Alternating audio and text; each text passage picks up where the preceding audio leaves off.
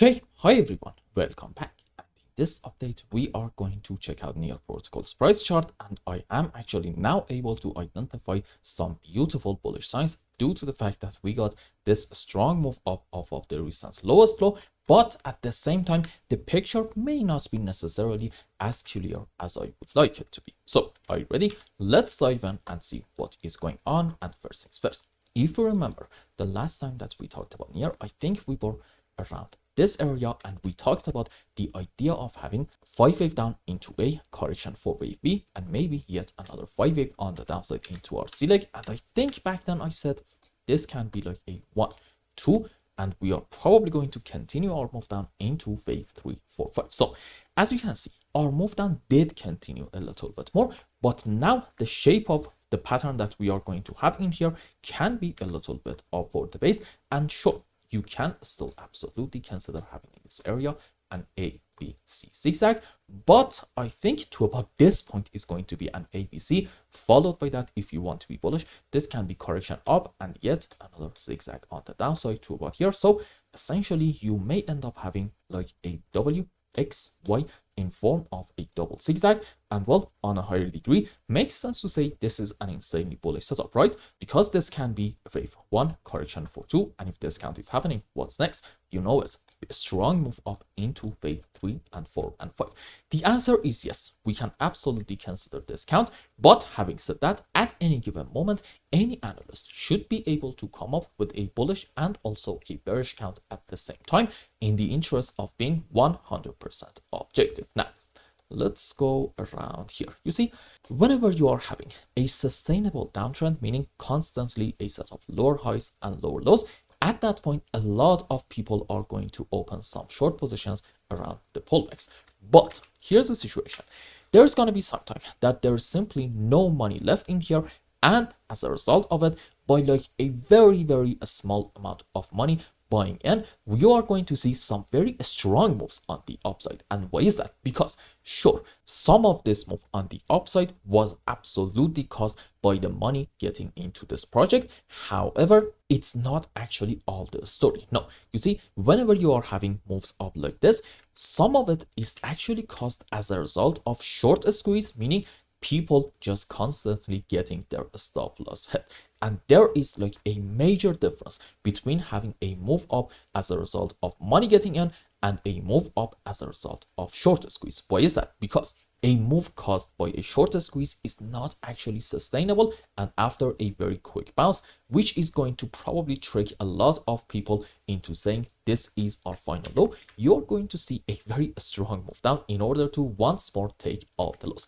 On the other hand, if the move up was caused by money getting in, then okay, that's actually sustainable. And sure, maybe you are going to see a move on the downside, but in it, we are not going to take the loss, and this is going to be just a temporary phase down in order to gather the fuel for the next huge move on the upside in order to continue the uptrend. So, having said all that, I'm going to ask a very important question. How much of this strong bounce back in your protocol, and for that matter, a whole lot of other altcoins, is actually caused by a short squeeze, and how much of it is caused by money getting into these projects? The answer, well, we really cannot say anything for sure. There is no certainty in any market, but I believe that you are going to get your answers. So let's go on this chart from TradingView because you do have better looking candles in here. There we go.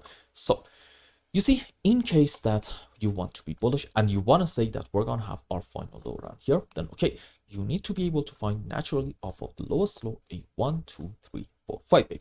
This specific example is called an impulsive movement. The rules for it are we should not have overlapping of the waves between wave 2 and 4, and in any kind of 5 wave, wave 3 should not be the smallest wave. And in terms of the sub waves, you know it, 5 wave up into wave 1, 3 and 5. And if you are wondering why am I talking about a 5 wave in every single update, that's because about 85-90% of you guys are new viewers. So you know, I feel like I should explain what I'm doing in order for you to have a decent understanding of what is happening here. And for wave 2 and 4, we can have different counts. Let's say like ABC into wave 2 in this example, and a WXY into wave 4. now let's go on the live chart. And actually, by the way, if you want to be optimistic with more confidence, sure, you need to be able to identify off of the lowest low 5 wave, but followed by that, you must see a very slow and choppy move on the downside. This is really the key point. Now let's go on the live chart and see what is happening. Maybe it's best to go like 5-minute time frame. Okay, so in my view, we are most likely having in here a 1, 2, 3, 4, 5 wave up.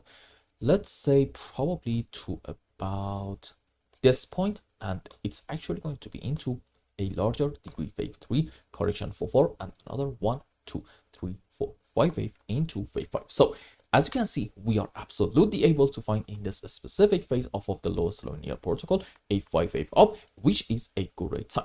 But do not forget what we said earlier. There is a chance that this whole move was caused as a result of short squeeze. And how can we answer that important question that we asked earlier? Here is how. If this is truly caused by the money getting into near, then okay, in the coming phase on the downside, which I do believe is actually going to continue, we have to see a very slow and choppy move on the downside.